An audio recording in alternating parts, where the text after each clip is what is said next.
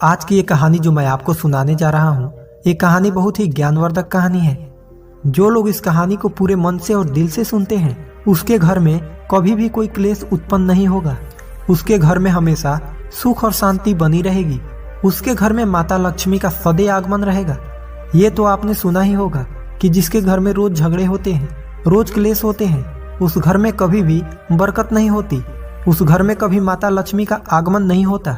और जिसके घर में सुख शांति होती है, उसके घर में सुख समृद्धि की आगमन होती है और माता लक्ष्मी का निवास उसके घर पे सदा बना रहता है। इस कहानी को सुनने के बाद हमको ये पता चल जाएगा कि हमें घर में लड़ाई झगड़े क्यों नहीं करना चाहिए, और जिसके घर में लड़ाई झगड़े होते हैं वह उन झगड़ों को कैसे रोक सकता है। क्योंकि घर में सुख शांति का होना बहुत जरूरी है। क्योंकि जहाँ सुख शांति होता है वहीं माता लक्ष्मी निवास करती हैं। जहाँ क्लेश उत्पन्न होते हैं, लड़ाई झगड़े उत्पन्न होते हैं, वहाँ माता लक्ष्मी का वास नहीं होता। वहाँ पर दुख और दरिद्रता का निवास होता है। हो सके तो इस कहानी को पूरा सुने। यह कहानी आपके जीवन में बहुत सारी सीख देंगी। यह बहुत ही ज्ञानवर्धक कहानी है, इसे जरूर सुने। एक मोर और मोरनी की कहानी। इससे पहले कि आप हमारी कहानी में खो जाएं, चैनल को सब्सक्राइब करके बेल आइकन को प्रेस करना ना भूलें। चलिए कहानी शुरू करते हैं। एक जंगल में एक मोर और मोरनी रहते थे। मोर और मोरनी बहुत ही हंसी खुशी जंगल में रहा करते थे। एक दिन मोरनी मोर से कहती है कि पिया जी, हमें यहाँ से चलना चाहिए। हमें वहाँ चलना चाहिए जहाँ हमारे समाज के लोग रहते हैं। काफी सारे मोर और मोरनी रहते हैं, हमें वहाँ चलना चाहिए। मोर मोरनी से कहता है कि प्रिय, अगर हम वहाँ चलेंगे तो लड़ाई झगड़े होंगे। हम दोनों इस जंगल में कितना सुकून से रहते हैं, हमें वहाँ जाने की क्या जरूरत है। लेकिन मोरनी जिद करने लगती है तो मोर भी मान जाता है। मोरनी की जिद करने पर वे दोनों उड़कर एक नगर में आ जाते हैं। उस नगर का राजा पशु पंछियों की भाषा को आसानी से समझता था। उस राजा ने कराव शास्त्र की पढ़ाई की थी। कराव शास्त्र का मतलब ही यही होता है कि पशु पक्षियों की भाषा को समझ पाना। वह राजा सभी प्रकार के पशु पक्षियों का आवाज को समझ पाता था। हर जीव जंतु के आवाज को वह बखूबी समझता था कि वह क्या कह रहा है। दोनों मोर और मोरनी उसी नगर में आ जाते हैं। एक दिन की बात है, राजा अपनी रानी से कहता है कि हे रानी, मुझे बहुत तगड़ी भूख लगी है, आप मुझे भोजन खिला दीजिए। राजा की रानी 36 प्रकार की भोजन बना करके एक हाथ में पानी का लोटा और दूसरे हाथ में खाना का थाली लेकर राजा के पास पहुंचती है।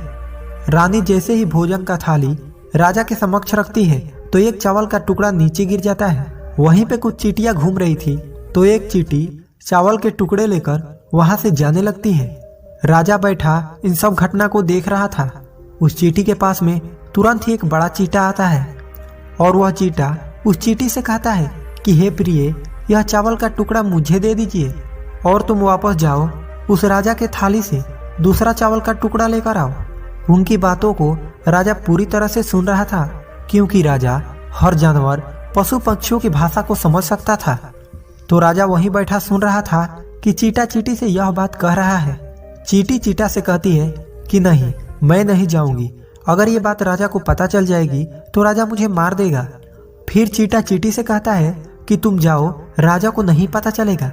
चींटी फिर जाने की कोशिश तो करती है, लेकिन आधे रास्ते से वापस चली आती है और चींटे से कहती है नहीं, मैं नहीं जाऊंगी। हो सकता है राजा को पता चल जाए और राजा मुझे मार दे। राजा उन दोनों को देख रहा था तो चींटा को इस बात का भान हो जाता है कि राजा हमारी बात को समझ रहा है। चींटा फिर चींटी से कहता है कि देखो, लगता है राजा हमारी बात को समझ रहा है। राजा ने हमारी बातों को सुन लिया है, इसीलिए वो हमें ही देख रहा है। चींटी चींटा से कहती है अगर राजा ने हमारी बातों को सुन लिया है, अगर ये बात राजा किसी और को बताएगा तो उसी समय पत्थर का बन जाएगा। राजा चींटा और चींटी की बात को बखूबी सुन लेता है और समझ लेता है। राजा इस बात को सुनकर हंसने लगता है। राजा को हंसी आने लगती है। जैसे ही राजा को हंसी आती है, उधर राजा की रानी रसोई से बाहर आती है। वह जैसे ही रसोई से बाहर निकलती है, राजा उसे हंसता हुआ दिखाई देता है। रानी राजा को हंसते हुए देखकर सोचने लगती है कि शायद मुझसे कोई गलती हुई है, इसीलिए राजा साहब हंस रहे हैं। रानी राजा के पास आती है और कहती है कि हे महाराज, क्या मुझसे कोई पाप हुआ है? क्या मुझसे कोई गलती हुई है कि आप इतने जोरों से हंस रहे हैं? राजा रानी से कहता है कि नहीं नहीं, ऐसी कोई बात नहीं है, मुझे बस यूं ही हंसी आ गई। रानी जिद करने लगती है और कहती है, आपको मुझे बताना पड़ेगा कि आप क्यों हंस रहे थे। राजा बार बार मना करता है क्योंकि राजा को पता था, क्योंकि चींटी ने कहा है कि अगर मैं चींटी वाला बात किसी को बताऊंगा तो मैं पत्थर का बन जाऊंगा। इसीलिए राजा रानी को यह बात नहीं बताना चाहता था। लेकिन रानी बार बार जिद करती है और कहती है कि आपको मुझे बताना ही पड़ेगा कि आप क्यों हंस रहे थे। अगर आप मुझसे सच्चा प्रेम करते हैं, अगर आप मुझे अपना रानी समझते हैं, तो आपको ये बताना पड़ेगा कि आप क्यों हंस रहे थे। अब राजा बड़ा ही धर्म संकट में पड़ जाता है। राजा सोचता है, अगर मैं ये बात रानी को बताऊंगा तो मैं पत्थर का बन जाऊंगा, और फिर सोचता है अगर मैं नहीं बताऊंगा तो रानी का विश्वास खत्म हो जाएगा। रानी बहुत जिद करने लगती है।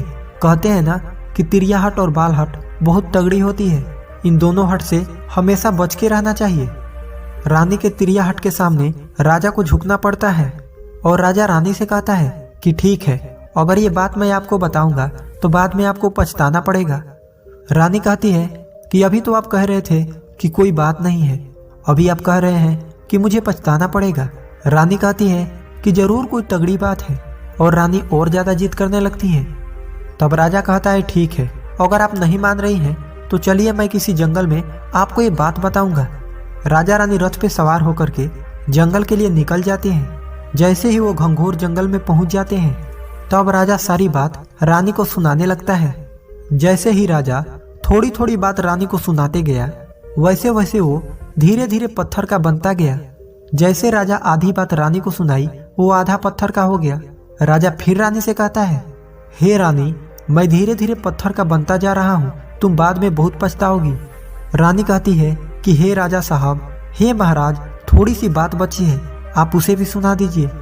राजा पूरी बात बता देता है और राजा पूरा पत्थर का बन जाता है। रानी की इस जिद के कारण राजा पूरा पत्थर का बन जाता है। रानी पूरा रोने लगती है। रानी उस पत्थर को हिलाने की कोशिश करती है, लेकिन भारी भरकम पत्थर कैसे हिला पाती, क्योंकि राजा बहुत ही भारी था। राजा पत्थर का बन जाता है और उधर रानी सर पटक कर रोती है, छाती पीटती है, बिलाप करती है, हर किसी जीव जंतु से सहायता के लिए गुहार करती है। इन सब कहानी को मोर और मोरनी बखूबी देख रहे थे, अपनी आंखों से देख रहे थे। रानी के बिलाप को देखकर मोर और मोरनी को दया आ जाता है। मोर मोरनी से कहता है कि प्रिय, ये होता है तिरिया हट। आपकी इसी तिरिया हट की वजह से हम उस जंगल में कितना खुशी खुशी रह रहे थे, वहां से हम यहाँ चले आए। मोरनी मोर से कहती है कि प्रिय, ये रानी बहुत दुखी हो रही है, हमें इसकी सहायता जरूर करनी चाहिए। ये इतना बिलाप कर रही है, इसकी ज्यादा तो सहायता हम नहीं कर सकते, लेकिन कम से कम इसको धीरज तो दे ही सकते हैं, यानी इसको विश्वास तो हम दिला ही सकते हैं। यही सोचकर मोर और मोरनी उस रानी के पास जाते हैं और जाकर के रानी से कहते हैं कि रानी साहिबा, जो हुआ वो तो गलत हुआ, लेकिन आप जरा धीरज रखिए, अपने आप को थोड़ा संभालिए। आपके पीछे पूरा राज्य है, राजा तो पत्थर का हो चुका है, अब आपके राज के कारोबार आपको ही संभालना है। रानी मोर मोरनी के बात सुनने के बाद कहती है कि भाई मोर मोरनी, मैं अपने आप को कैसे संभालूं, क्योंकि अब तो मेरा संसार ही उजड़ गया है, क्योंकि मेरा पति परमेश्वर पत्थर का बन चुका है। अब मैं क्या करूं? रानी की यह बात सुनते ही उधर मोरनी के मुख से यह निकल जाता है कि राजा पत्थर के कैसे हो गए। राजा तो इंसान थे, अच्छे भले थे, लेकिन ये पत्थर के कैसे हो गए। रानी वही बात बताने लगती है जो राजा ने चींटी वाली बात रानी को बताई थी। रानी वही बात मोर और मोरनी को बताने लगती है और रानी भी धीरे धीरे करके पत्थर का बन जाती है। और जब रानी पत्थर की हो जाती है और राजा तो पत्थर का हो ही चुका था, जब दोनों पत्थर के हो जाते हैं, उधर मोर मोरनी को चिंता सताने लगती है। उधर मोर और मोरनी बहुत दुखी हो जाते हैं। मोर मोरनी को यह चिंता सताने लगती है कि यह विपत हम पे भी आ सकती है। मोर मोरनी को यह बात सताने लगती है कि यह विपत हम पे भी आ सकती है, क्योंकि राजा भी उसी चींटी वाले बात से पत्थर का हो चुका है और रानी भी उसी चींटी वाले बात से पत्थर का हो चुकी है। मोर मोरनी से कहता है कि हम पर भी ये खतरा मंडरा रहा है, क्योंकि तुम स्त्रियों से कोई भी बात छिपती नहीं है। मोरनी मोर से कहती है कि पिया जी, यहाँ से हम दूर चलें क्या? मोर मोरनी से कहता है कि हे बेवकूफ, दूर जाने से क्या फायदा है, यह संकट तो धरती के किसी भी कोने में हमारा पीछा नहीं छोड़ेगा। ये खतरा तो हमेशा हमारे ऊपर मंडराते रहेगा। अगर जाने अनजाने में भी हमारे मुख से यह निकल गई तो हम भी पत्थर का बन जाएंगे। इसी बात को लेकर मोर और मोरनी बहुत दुखी हो जाते हैं, बहुत चिंतित हो जाते हैं। रात दिन उनको यह दुख खाया जाता। यह सोचकर वह ना भोजन करते और ना चैन से सोते। बस रात दिन उनको यही दुख सताती, यही टेंशन रहता कि कहीं यह बात हमारे मुख से निकल ना जाए।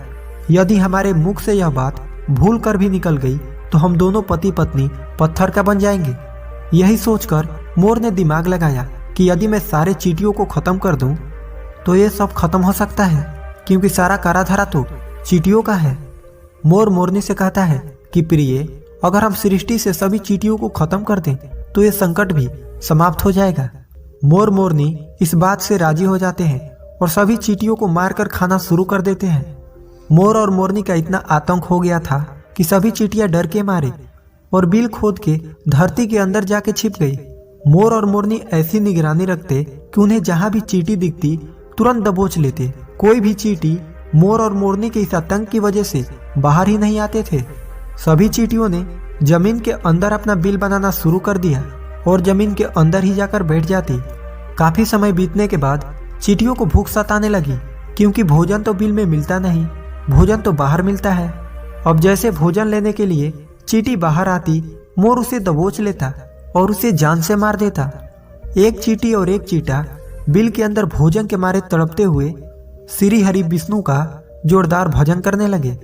भक्ति करते करते उन्हें यह भी मालूम नहीं था कि वह कहाँ है कहाँ नहीं है। वह घंघोर तपस्या में लीन हो गए। अंत में जाकर श्री हरि विष्णु उन्हें दर्शन देते हैं और भगवान विष्णु कहते हैं कि चींटी चींटा, जो तुम्हें मांगना है मांग सकते हो, हम तुम्हारे भक्ति से प्रसन्न हैं। क्योंकि चींटा और चींटी ने निरंधार भक्ति की थी, न ही कोई जल ग्रहण किया और न ही कोई अन्न। इसीलिए भगवान विष्णु बहुत जल्दी प्रसन्न हो गए और आकर कहने लगे कि हे चींटा चींटी, जो तुम्हें मांगना है मांग सकते हो, हम तुम्हारे भक्ति से बहुत प्रसन्न हैं। उधर चींटा और चींटी न जाने कितने दिनों से भूखे और प्यासे थे। दोनों एक ही बात कहते हैं कि हे प्रभु, अगर आप हमें वर देना चाहते हैं तो हमारे पेट में गांठ लगा दीजिए। उन्होंने सोचा, अगर हमारा पेट ही नहीं होगा तो हम बाहर क्यों जाएंगे और मोर मोरनी हमें नहीं खाएंगे। इसीलिए उन्होंने मांगा कि हे प्रभु, हमारे पेट में गांठ लगा दीजिए। भगवान विष्णु कहते हैं तथास्तु, और चींटियों के पेट में गांठ लग जाती है। आज भी उन चींटियों के पेट में गांठ लगी हुई है, चींटियों का पेट नहीं होता। फिर चींटा और चींटी भगवान विष्णु से कहते हैं कि हे प्रभु, हमारे पेट में तो गांठ लग गई है, लेकिन अभी भी हमें मोर और मोरनी से खतरा है। मोर और मोरनी हमारे इंतजार में अभी भी ऊपर जमीन पर बैठे हैं और वे लोग हमें जैसे ही देखेंगे हमें मार देंगे। भगवान विष्णु चींटा और चींटी मोर के समक्ष आते हैं।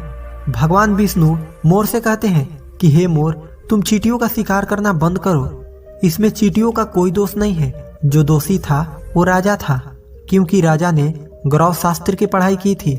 इसीलिए वो सभी जीव जंतुओं का भाषा को समझने में सक्षम था।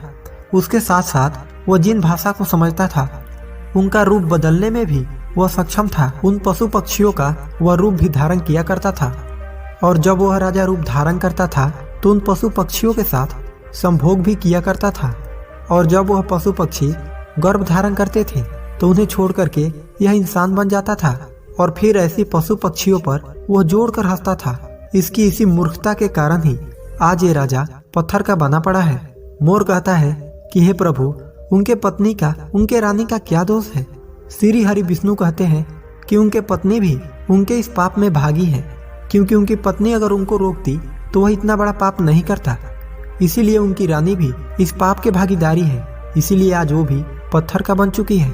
श्री हरि के समझाने के बाद, श्री हरि के कहने के बाद मोर उनसे कहता है कि हे प्रभु, अगर इस बात को हम किसी और से कहें जो कि रानी ने मुझे सुनाई है, तो क्या हम पत्थर का बन जाएंगे। श्री हरि विष्णु कहते हैं कि तुम्हारा यह श्राप समाप्त हो चुका है। तुम्हें किसी से कहने पर कोई फर्क नहीं पड़ेगा।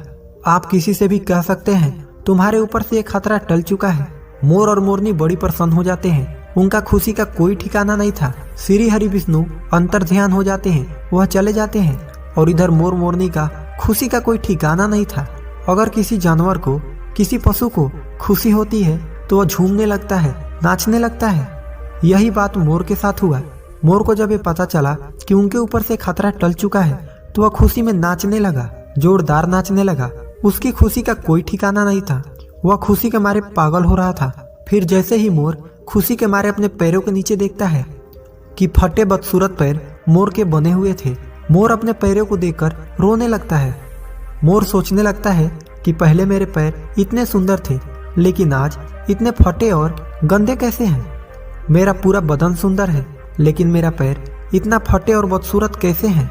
मोर के पैरों का फटने का कारण चींटी खाना था, क्योंकि उसने बहुत सारे चींटी मार मार कर खाई थी और मोरनी ने भी खाई थी, इसीलिए उनका पैर फट गए। आज भी कोई इंसान अगर चींटी खाता है तो उसके शरीर में छोटे छोटे दाने बन जाते हैं।